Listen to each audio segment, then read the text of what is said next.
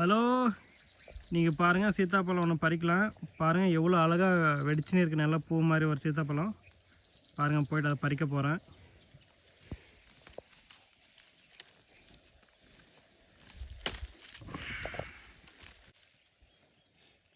பாருங்கள், சாப்பிட்லாம்.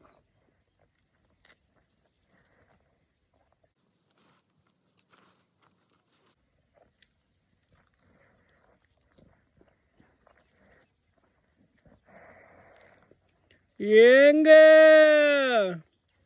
தேன் போல இருக்குங்க.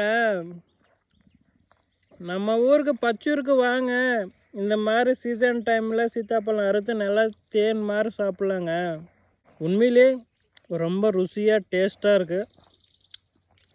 இந்த மாதிரி சீத்தாப்பழம் வேணுன்றங்க நம்ம ஊருக்கு வாங்க.